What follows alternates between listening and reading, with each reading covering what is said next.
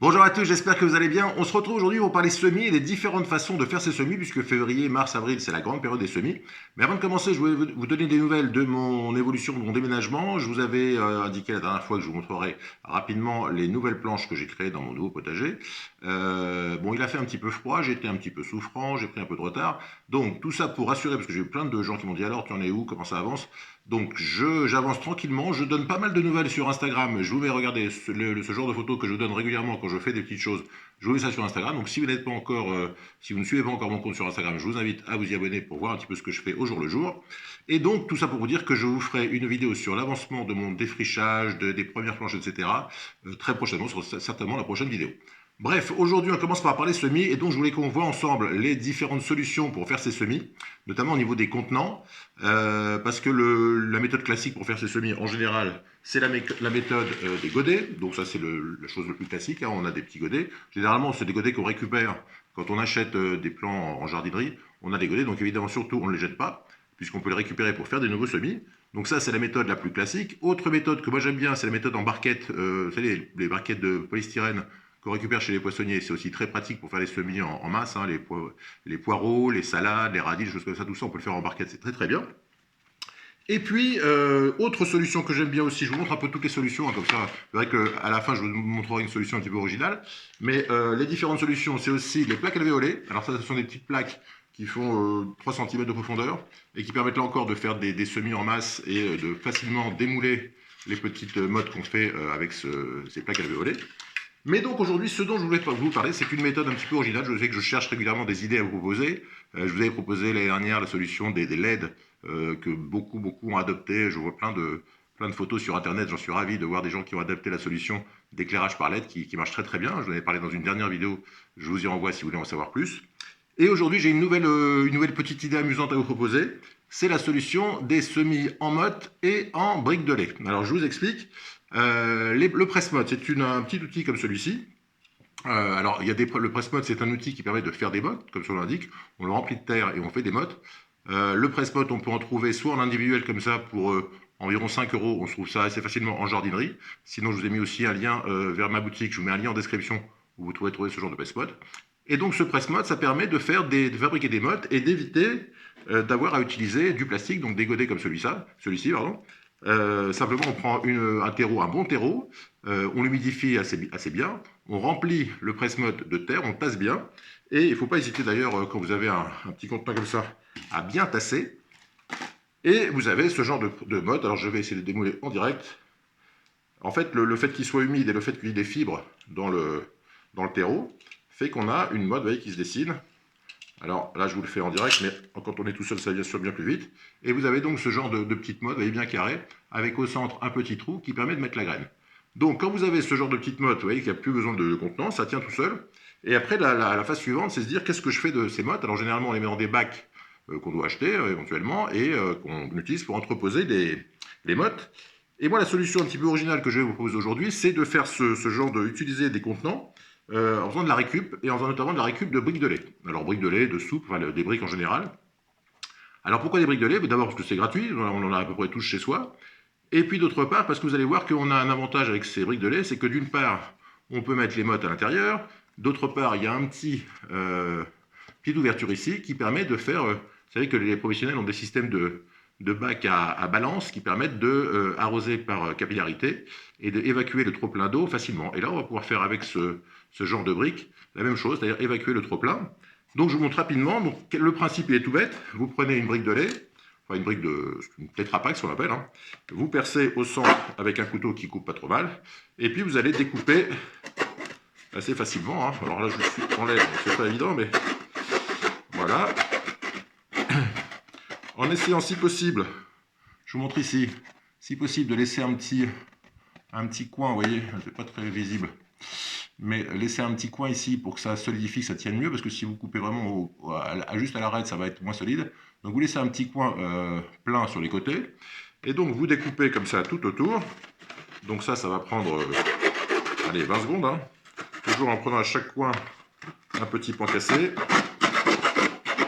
Voilà, alors évidemment, si c'est du lait, vous allez devoir nettoyer les restes de lait qui sont au fond. Voilà.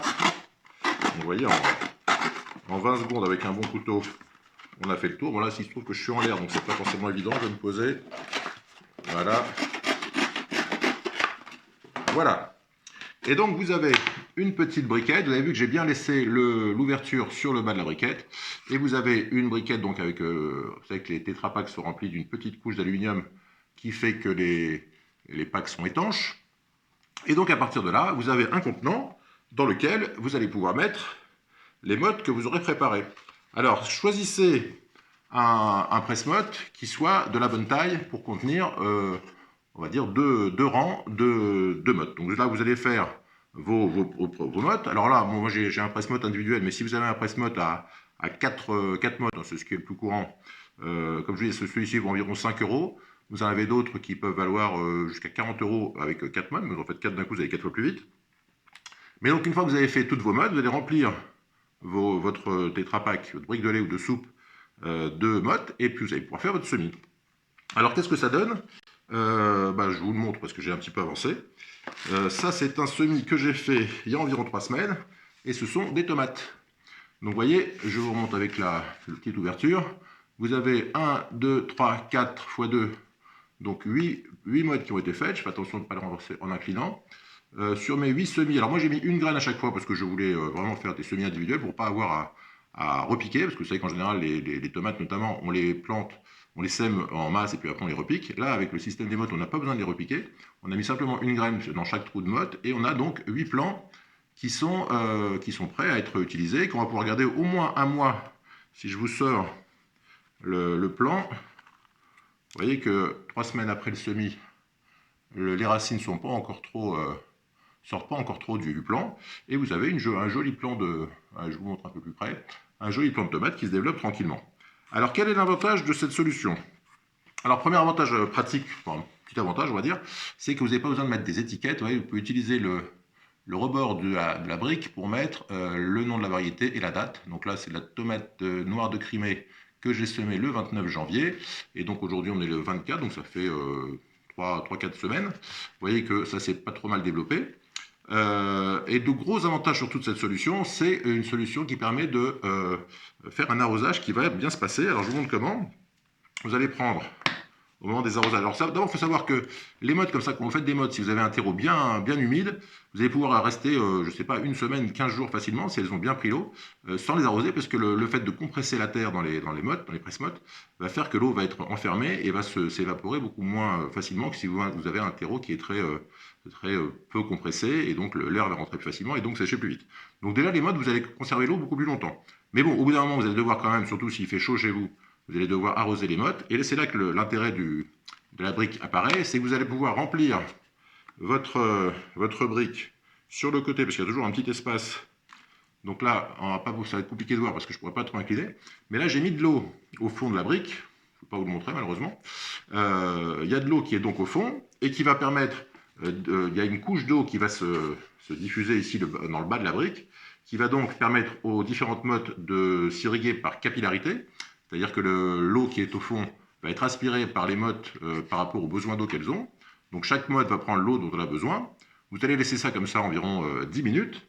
Et une fois 10 à 15 minutes après avoir mis l'eau, si vous constatez qu'il y a toujours de l'eau qui apparaît quand vous allez basculer ici, vous allez voir si vous avez de l'eau qui apparaît dans le bas de la brique, vous allez pouvoir la vider simplement. Alors ce qu'on va faire pour éviter de perdre des nutriments, parce que ça, quand on arrose, parfois il y a des nutriments qui s'échappent de la brique, vous allez pouvoir ouvrir le robinet ici et arroser une autre brique, un autre pot, enfin ce que vous voulez, en maintenant simplement les mottes qui sont ici, et donc arroser ici, je vous le mets ici, je ne sais pas si vous voyez bien, voilà, et alors là j'ai pas mis trop d'eau, donc il n'y en a pas qui coule, mais si j'avais eu un trop plein d'eau, le trop plein d'eau serait sorti par le petit bouchon, et vous aurez eu, alors je vais essayer d'en faire couler un petit peu quand même, parce que je vois qu'il en reste un tout petit peu, voilà, vous voyez, alors je ne sais pas si vous voyez bien, mais on a vu qu'il y a un petit peu d'eau qui a coulé, et donc ce principe d'évacuation d'eau par le bouchon permet de faire en sorte que vous n'ayez jamais trop d'eau, parce que vous savez que le problème des semis, contrairement à ce qu'on pensait, c'est rarement un manque d'eau, mais c'est souvent un arrosage trop important, on va dire un trop perçu d'eau. Et donc le fait d'avoir comme ça un système qu'on peut basculer pour vider l'eau à chaque fois, va permettre d'éviter ce problème et d'avoir toujours juste le bon niveau d'eau dans vos semis. Autre avantage de cette solution, c'est que vous avez un système très rectangulaire, donc vous allez pouvoir mettre dans votre... Vous savez que je vous ai montré dans la vidéo sur l'éclairage qu'on peut faire ces semis en carton. Et là, vous allez pouvoir mettre vos packs au fond de votre carton et les mettre sous vos éclairages, vos LED, pour les faire pousser correctement.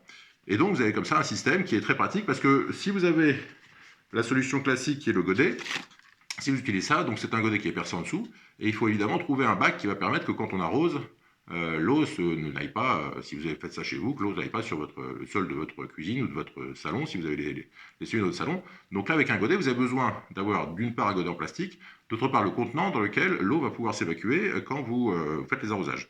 Là, avec ce système de mottes et de briques de lait, vous avez un contenant qui est à la fois un contenant qui va accueillir les mottes et un contenant qui va permettre de supprimer le trop-plein d'eau à chaque arrosage. Donc voilà, je trouve que c'est une solution qui est, on va dire, innovante. Hein. C'est une idée que j'ai eue parce que moi j'aime bien tout ce qui est idée de récup. C'est aussi une idée intéressante si vous voulez faire des semis chez vous, on va dire pour vous amuser avec vos enfants, si vous voulez initier un petit peu vos enfants, vos jeunes enfants à la culture. Bah, on a tous chez soi une brique de lait, donc déjà vous pourrez les éduquer un petit peu à la récupération, au recyclage, parce que c'est vrai que acheter des choses et puis les jeter, c'est un peu un modèle ancien, et donc il faut essayer au maximum de recycler les choses. Ça n'empêchera pas, une fois qu'on aura terminé d'utiliser ces briques de lait, une fois qu'elles seront un peu, parce qu'avec le temps, la couche d'alu va un peu se séparer, donc la brique va un peu s'abîmer. Vous pourrez toujours les recycler, même si elles sont découpées, mais au moins elles auront une vie plus longue, elles auront été utilisées plus longtemps. Et puis l'avantage, oui, c'est que vous pouvez faire autant de... Il suffit juste de stocker des briques de lait, et vous pouvez faire une brique de tomate, une brique de poivron, une brique d'aubergine, et puis mettre tout ça en culture sans aucun souci. Si vous cherchez des solutions comme ce petit presse-mode, comme un plus grand presse-mode, ou les plaques alvéolées, ou enfin toutes les choses dont je vais parler aujourd'hui, n'hésitez pas à aller voir le lien que je vous ai mis en description vers ma boutique où j'ai recensé un peu tout ça, vous pourrez trouver ça facilement. Sinon, on trouve tout ça assez facilement aussi en jardinerie. Voilà, n'hésitez pas à me dire ce que vous pensez de cette idée. Dites-moi aussi si vous avez aussi des solutions un petit peu astucieuses pour faire vos semis chez vous. Et puis, comme je vous l'ai dit au début de cette vidéo, on se retrouve très bientôt pour vous montrer l'évolution de mon nouveau potager au manoir dont je vous ai parlé dans les précédentes vidéos. C'est tout pour aujourd'hui et à très bientôt pour de nouvelles aventures. Bye bye!